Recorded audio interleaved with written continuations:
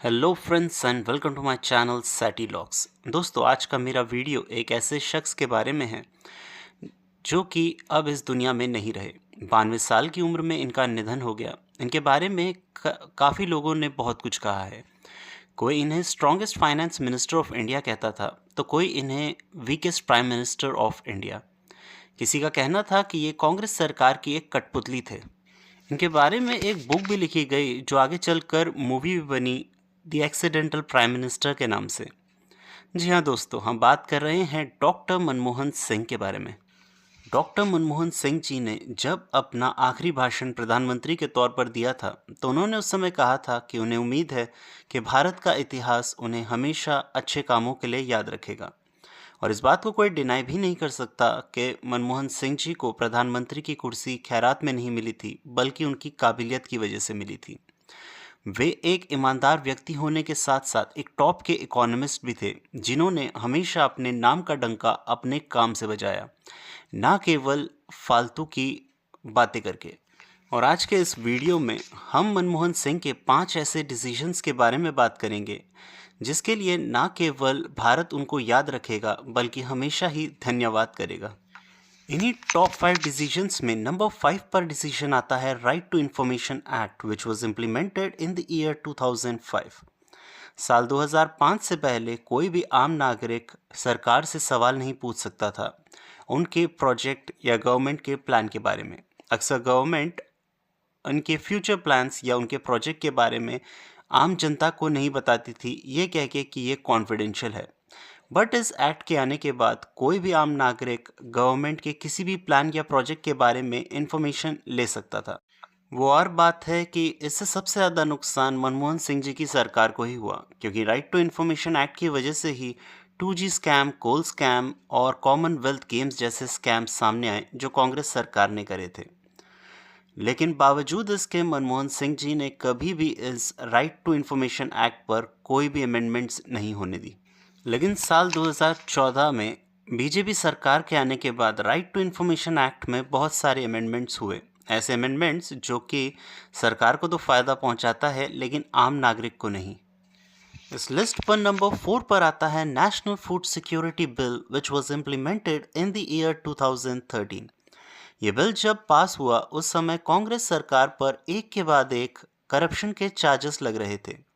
इस एक्ट के तहत 70% of the rural population and 50% of the urban population which comes into the below poverty line, उनके लिए काफ़ी कम दामों में, यानी कि केवल 1 रुपये में मिलेट्स जैसे कि ज्वार, मक्का जैसी चीज़ें, और 2 रुपये में आटा और 3 रुपये में चावल जैसी चीज़ें प्रोवाइड की जा सकें। इस एक्ट के तहत कोई भी लेडी जो कि प्रेग्नेंट है या कोई भी बच्चा जिसकी आयु 14 साल से कम है, वो उसको एक्स्ट्रा बेनिफिट्स भी दिए जाते हैं।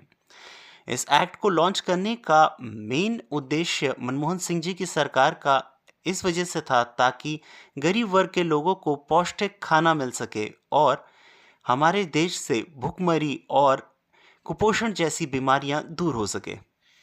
नंबर 3 पर आती है मनरेगा स्कीम, जिसका फुल फॉर्म है Mahatma Gandhi National Rural Employment Guarantee Act, which was launched in the year 2006। और ये भी तब लॉन्च हुआ था जब मनमोहन सिंह जी प्रधानमंत्री थे। इस एक्ट के अंतर्गत कोई भी अनस्किल्ड लेबर्स को काम दिया जाता है सरकार के प्रोजेक्ट्स में। फॉर एग्जांपल, अगर गवर्नमेंट को कुछ कंस्ट्रक्शन का काम करवाना है या रोड बनवानी है, तो इन तरह के अनस्किल्ड लेबर्स को हायर किया जाता है ताकि उन्हें एम्प्लॉयमेंट प्रोवाइड की जा सके।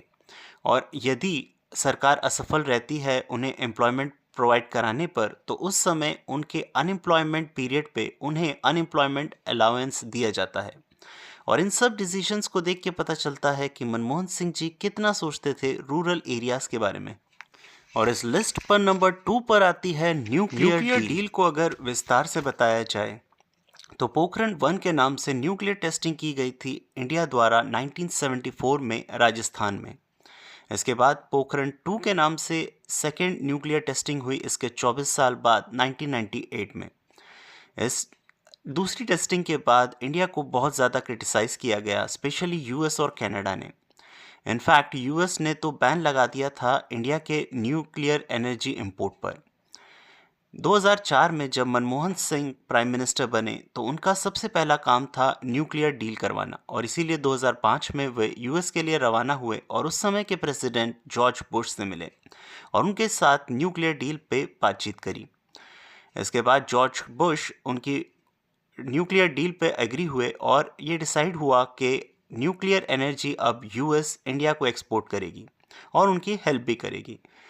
पर सबसे बड़ा चैलेंज मनमोहन सिंह के लिए विपक्ष पार्टी नहीं बल्कि उनकी खुद की मिलीजुली सरकार की पार्टी लेफ्ट थी। दरअसल उस समय कांग्रेस यूपीए नाम से गठबंधन करके लेफ्ट पार्टी के सपोर्ट में भी थी, लेकिन लेफ्ट पार्टी ने इस एग्रीमेंट से खुश नहीं थी। उनका कहना था कि इससे अमेरिका को और ज़्यादा पावर मिलेगी और इसीलिए उन्होंने अपना समर्थन वापस लेने की धमकी दी। पर मनमोहन सिंह किसी भी हालत में इस एग्रीमेंट को पूरा करवाना चाहते थे, क्योंकि उन्हें पता था कि इंडिया को इससे काफ़ी ज़्यादा फायदे हो सकते हैं। और इसी वजह से कहा यह भी जाता है कि मनमोहन सिंह ने इस एग्रीमेंट को करवाने के लिए अपने इस्तीफे तक की भी बात छेड़ दी थी। अब आता है टॉप 1 में मनमोहन सिंह जी का डिसीजन इकोनॉमिक रिफॉर्म्स का। ये एक ऐसा डिसीजन था मनमोहन सिंह जी का जिस वजह से सच में ही भारत का इतिहास उन्हें कभी नहीं भुला सकता। एक ऐसा डिसीजन जो उन्होंने लिया था उस समय जब वे भारत के फाइनेंस मिनिस्टर थे। ये उस समय की बात है जब 1991 में सरकार के पास भारत देश को चलाने के लिए पैसे भी नहीं थे। उन्हें आरबीआई का सोना गिरवी रखना पड़ रहा था वर्ल्ड बैंक के पास। ऐसे में ऐसी आर्थिक स्थिति को दूर करने के लिए मनमोहन सिंह जी ने एक डिसीजन लिया, एक ऐसा डिसीजन जिसने उस समय सबको चौंका डाला था। इनमें इकोनॉमिक रिफॉर्म्स में ये डिसीजन लिया गया कि इंडिया में प्राइवेटाइजेशन, लिबरलाइजेशन और ग्लोबलाइजेशन को बढ़ावा दिया जाएगा। In short, foreign countries, foreign companies के लिए इंडिया का बाज़ार खोल दिया गया ताकि वो इंडिया में आके इन्वेस्ट कर सकें, जिस वजह से इंडिया की आर्थिक स्थिति तो मजबूत होगी ही साथ इंडिया की एम्प्लॉयमेंट अपॉर्चुनिटीज़ भी ज़्यादा मिलेगी। इसके अलावा एबॉलिशमेंट ऑफ लाइसेंस राज भी किया गया ताकि बड़े लोग अपनी मनमानी ना कर सकें। हालांकि इस डिसीजन को शुरुआती तौर पर बहुत ज़्यादा क्रिटिसाइज़ किया गया।